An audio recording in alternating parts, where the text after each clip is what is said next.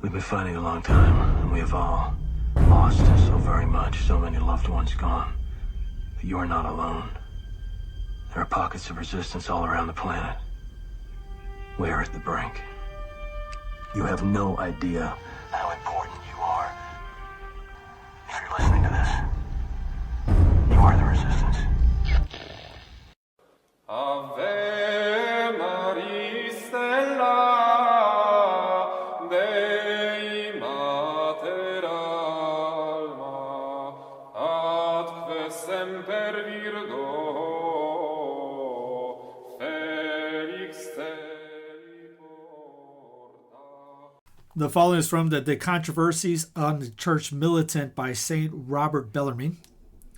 Chapter 5 is on Schismatics. Several Catholics deliberate whether schismatics are in the Church. On the other hand, there are those who affirm that they are in the Church, such as Alphonsus de Castro in the place we cited. Yet, it is easy to teach the contrary from the Scripture and from the traditions of the Fathers. In the first place, when it is said in Luke that the nets were torn, schisms in the Church are understood through the tearing of the nets and the exit of the fish from it, and the exit of heretics and schismatics, as St. Augustine explains. Besides, Scripture calls the Church one sheepfold, one body, one spouse, friend, and dove. Moreover, schism tears that which was one into parts, as is clear from its very name, as schizin is to tear, and schisme means to tear. Consequently, schismatics are not in the Church, nor are they of the Church, for the part that is torn from the body is no longer a part of that body.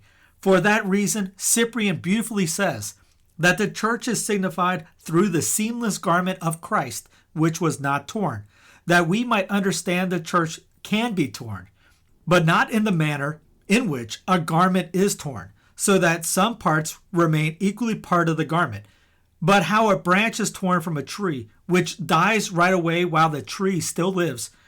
In like manner, he adds, it is similar to a river from its source, which soon dries up while the source flows, and the ray from the sun, which fails right away when the sun remains as it was.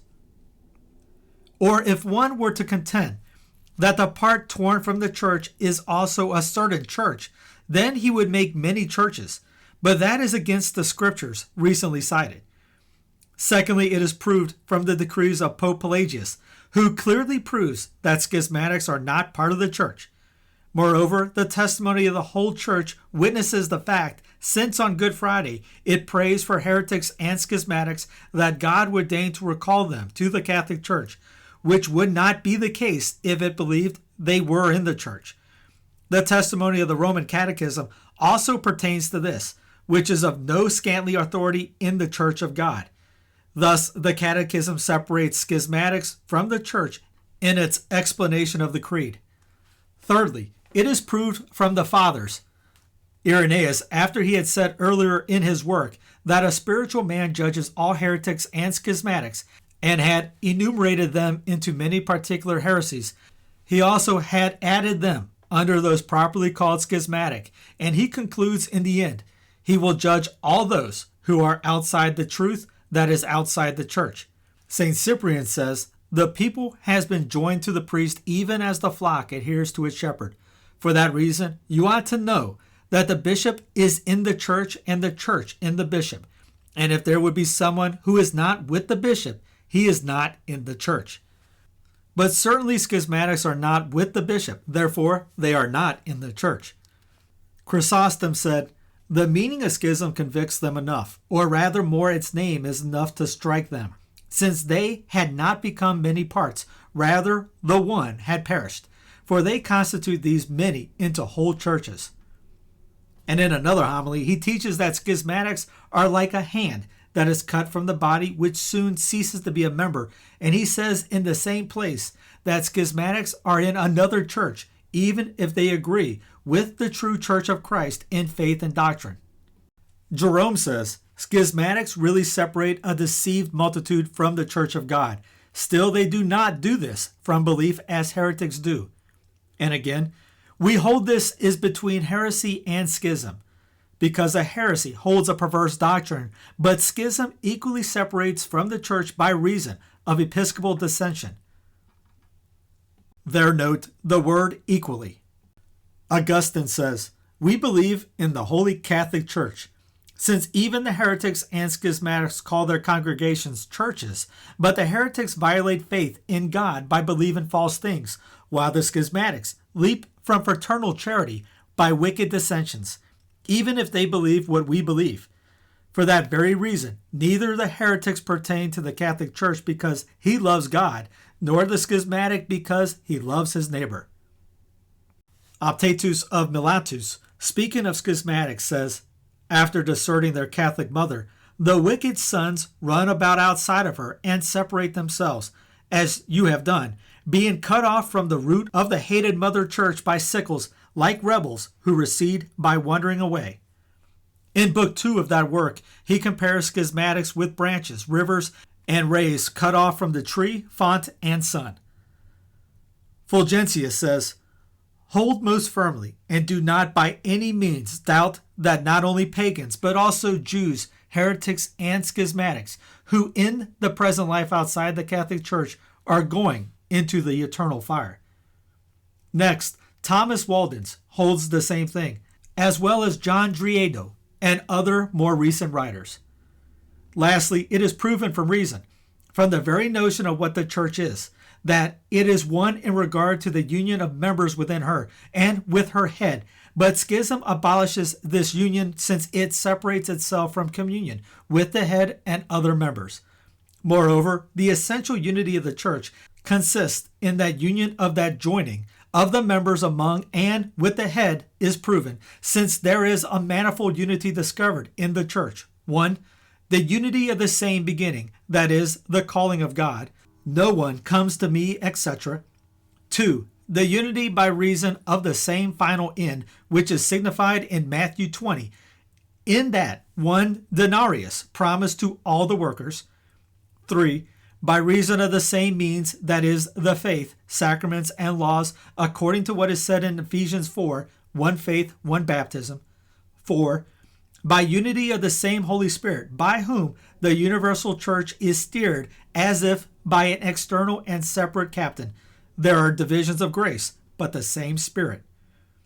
5. By reason of the same head, just as an internal and continuous captain. For every church obeys the same Christ and his vicar, just like a head. He gave him as the head over the whole church, and, Simon Peter, feed my sheep. 6. By reason of the connection of the members among themselves, and especially with the head as the principal member. We are one body, each one members of another. Moreover, among these unities we have enumerated that properly make one church there are two ends. By the first, the church is not one as much as it is from one. By the second, it is not as much one as to one. By the third, it is not as much one as through one. By the fourth, it is not as much one as under one. By the fifth and sixth, it is properly one, that is, one body, one people, and one society. Schism, however, is opposed to these last unities. Consequently, there is schism when one member refuses to be any longer a member of that body, nor under the head. This is the reason why it abolishes the essential unity and also the church herself. Therefore, a schismatic is not of the church. Now they object. 1. The church is a congregation of Catholics, as Pope Nicholas defined. But schismatics are Catholics, therefore they are of the church. I respond, firstly, even if schismatics have the Catholic faith, nevertheless, they cannot properly be called Catholics even if they profess the faith in the Catholic Church, as is clear from the citations we provided from St. Augustine and Optatus. I say secondly, this is not the full definition of Pope Nicholas, nor did he mean to define the church, but only exclude heretics from the church, just as Innocent did when he said that the church is the congregation of the faithful. They object, 2. Even if schismatics refuse to submit to the Pope, nevertheless, they mean to submit to Christ the Supreme Head, and although they refuse to communicate with this church on earth, nevertheless, they mean to communicate with the church that is in heaven, namely, the better part of the church.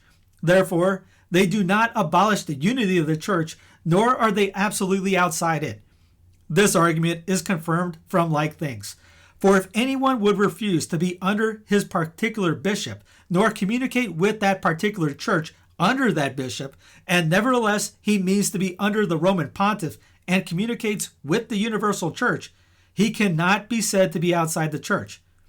I respond, no man can be under Christ and communicate with the church who is not subject to the Pope and is not in communion with the Church Militant, even if he wishes to be. For Christ said, he who hears you hears me. And besides, just as Christ is the supreme head in regard to the interior life, since he breathes sense and motion into his members, that is, faith and charity, so the Pope is the supreme head over the Church Militant in regard to the exterior life of the doctrine and the sacraments. Furthermore, the Church Triumphant is united, nay more, it is one with the Church Militant, and hence no man can be separated from one without being separated from the other. In a similar fashion, I respond with a confirmation. One who separates himself from a particular church and bishop is necessarily separated from the church and the universal bishop, unless perhaps someone had done it because that particular church and its bishop were heretics or schismatics. For Cyprian rightly says, they deceive themselves in vain, who, not having peace with the priests of God, creep and believe that they secretly communicate with the church, which is Catholic and one, and that it would not be torn nor divided, but really is the connection of those adhering to each other and joined with the glue of the priests.